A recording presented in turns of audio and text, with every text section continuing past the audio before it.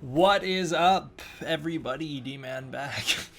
Oh, I just am tired. It is midterm season. You know how it goes, fellas. I actually did get a comment that was like, I'm from where? Like England or something? They're like, I don't know what midterms are. Maybe they were from some other country because maybe they have midterms in England. But if you don't know what midterms are, they're just exams that are like a lot. There's a lot of them. But anyways, they're done now. I did my last ones yesterday. And so today, let's talk about Godzilla vs. Kong.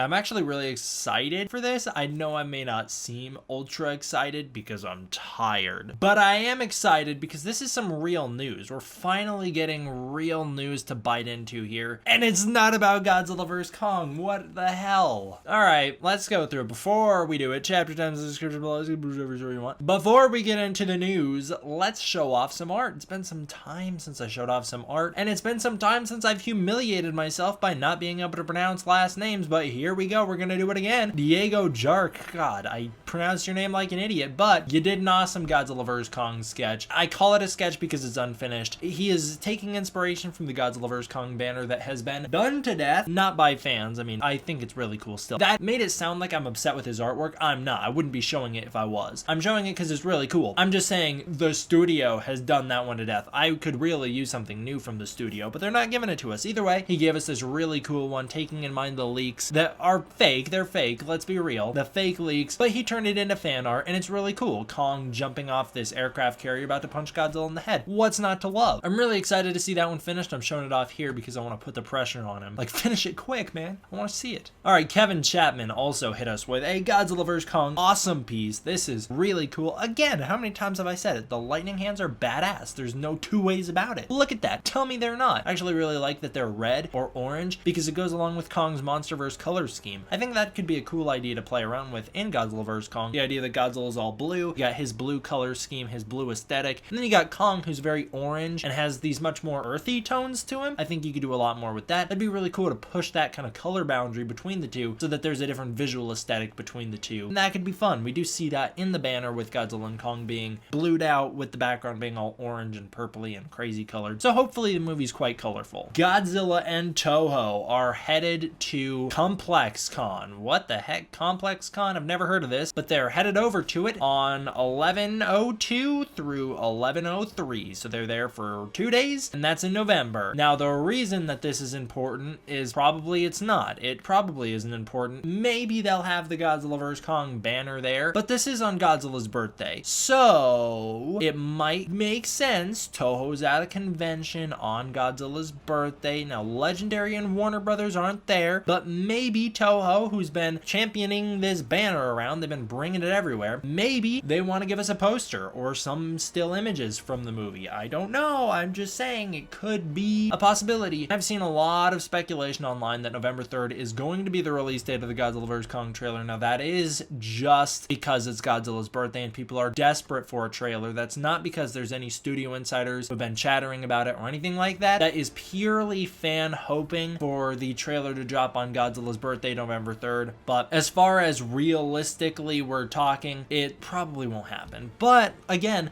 Toho is at a convention that day, so we could see a poster. I think that is in the realm of possibilities. Also in the realm of possibilities, this is confirmed, and it's pretty stupid. So Godzilla vs. Kong, we know that they are going to be developing some mobile games. I don't care. Mobile games are not my thing. I would like a console game. And then we heard that they were going to be doing more games, and I got excited. And then they announced what those games were, and everybody universally sighed in disappointment because they're not console games that they're doing. They are, in fact, why are they doing it? They are doing a 4K betting game. This is a Empire DCX cabinet game that will be in casinos. It is being speculated that places like Dave & Buster's might pick this up as well, but currently we do not know where it will be available to the public, but we do know it will exist. Who cares? What even is it gonna be? A betting game? Are you betting who's gonna win in a fight? Is it like a virtual simulation? You have a 50-50 chance of winning? What is it? I've got no idea. I'm not excited for that at all. That does not even interest me slightly. There are new photos that aren't new. I just somehow have never seen them until now. I have seen some of them that we have covered on the channel like a year ago, but now we have like 5 extra photos of Alexander Skarsgård on the set of Godzilla vs. Kong. This is, of course, the scene where he punches out some Monarch worker. He apparently is with Monarch. However, supposedly he's stated somewhere that I have yet to find the source to that he is not working for Monarch in the movie. He is just with Monarch. I don't know, again, where that source comes from. That is just what I have heard, and so I'm not going to say one way or another whether that's true or not. I'm just letting you guys know. However, I would like to point out that this is all set on the same area. This was all filmed on the same day as that helicopter crash. This is really old news. I'm just showing it now because I hadn't seen these pictures before and I wanted to show them off. I'm also planning on doing a video speculating on who the heck Alexander Skarsgård's character is, because he seems hyper aggressive, at least from these images. And you know, first impressions are the biggest thing, you know, they're the most lasting thing. And this is our first impression of him, is that he's this weird looking guy punching out some other Monarch worker. Maybe he's a bad guy. I've seen speculation that he's going to be a reporter. I've seen speculation that he's going to be whatever else, everything under the sun. And so I will be doing my own speculation on what I think he will be in a future video. However, I just wanted to show these off here.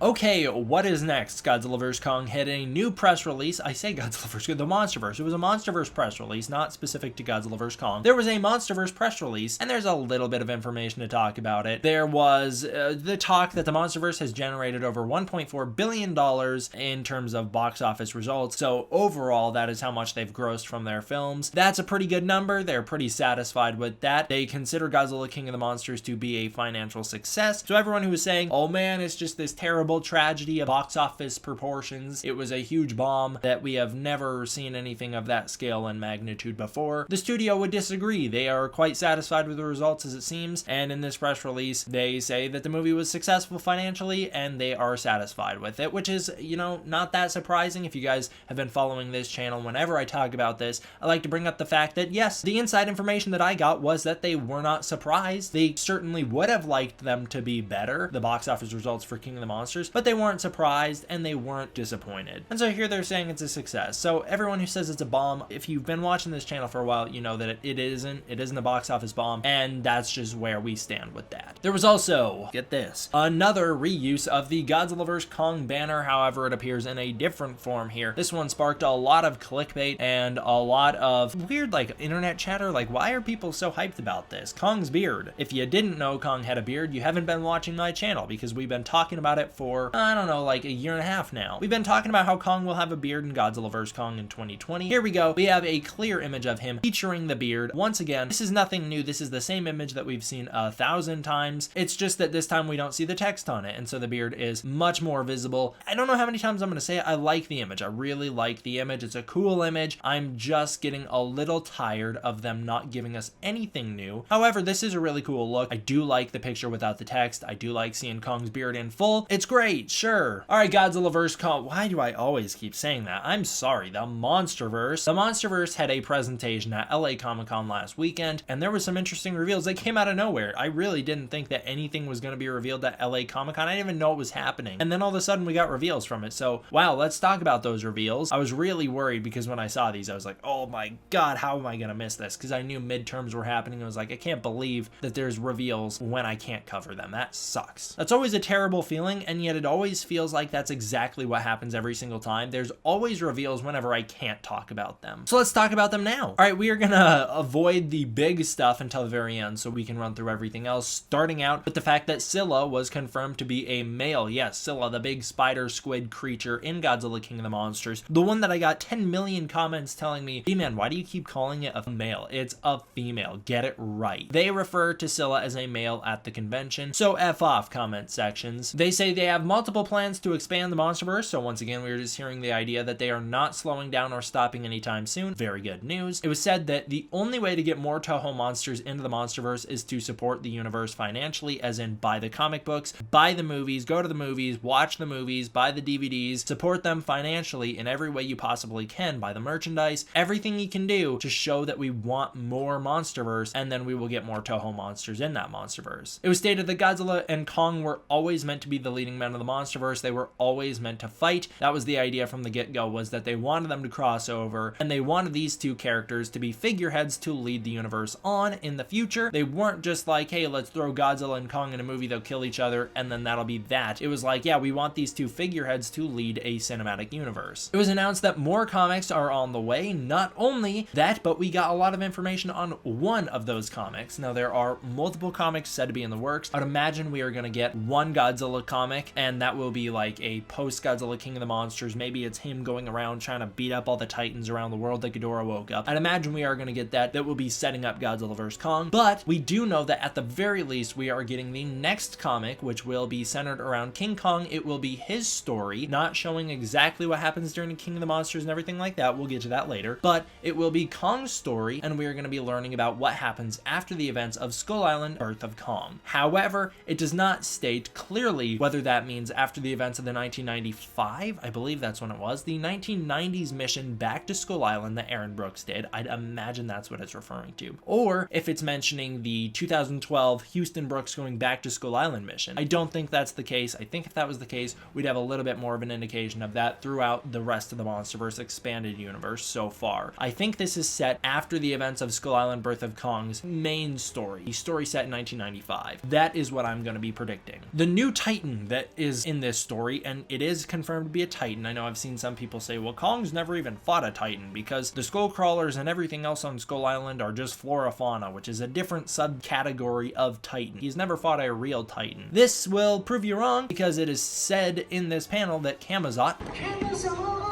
which is our new Titan, is in fact a Titan. So Kamazotz is supposed to be this Mayan-esque god. It comes from real life mythology. So they are continuing the idea that myth is our compass. It comes from real life mythology. Kamazotz was in real life a Mayan god. In this story, he's linked to death and sacrifice just like he was in those religions. His name translates to Death Bat. He is said to be some sort of subterranean monster that will bring out a permanent darkness across the world if he is able to succeed in taking over, which clearly he isn't, because there is not a permanent darkness over the world in current day in the MonsterVerse. He is currently looking to challenge Kong. We don't know why. We don't know what he wants with Skull Island. Maybe he just lives underneath it. We have no idea yet. He is looking to challenge Kong, and he is said to be much more powerful than we are going to expect going into this story. So you may look at it and go, oh, it's just a big bat. We've seen lots of big bats in the Godzilla franchise to this point. He's just a big bat. Kong's gonna have no problem, or Kong's gonna have a problem because he's weak, and this big bat's just gonna be a normal Titan, and they're just gonna make Kong look weak by having him struggle against it. That's not the case. This is apparently a really powerful monster. I would assume it's going to be stronger than Rodan, maybe stronger than Mothra. We'll just have to see. I think that's going to be the idea, is that this is like a really powerful creature, and so that's why they're saying he's more powerful than we expect. Some interesting things about this panel is that they would not speak on Kong's height. They didn't specify how big Kong's going to be in 2020. They gave us no information on that. So again, they're just keeping that in the dark, and we don't exactly know why. And then finally, it was stated that Godzilla vs. Kong, the film, will explore what Kong was doing during the events of Godzilla King of the Monsters and why he was not there to help Godzilla against King Ghidorah. I don't want to spoil anything for you guys, but we already know. If you've read Godzilla King of the Monsters, the novelization, you already know what Kong was doing during this point in the timeline. The Skullcrawlers wake up and they respond to Ghidorah's call. They become subservient to Ghidorah, and King Kong takes it upon himself to hunt down all the Skullcrawlers and stop them before they can cause any damage. That is what Kong's doing, because King Kong does not respond to King Ghidorah. He hears Ghidorah, he hears that Ghidorah is calling for help to destroy the world, and he refuses to help. So Kong is confirmed to be an alpha in that story. That's where we learn that Kong is an alpha, and Kong is also hunting down Skullcrawlers at that point in the timeline. So that's what he's up to. And that's gonna do it for this one, guys. Like I said, it was nice to have some real news to break into for Godzilla vs. Kong. Thank you guys all for watching. I hope you enjoyed. I will see you guys next time for the next one. D-Man, out.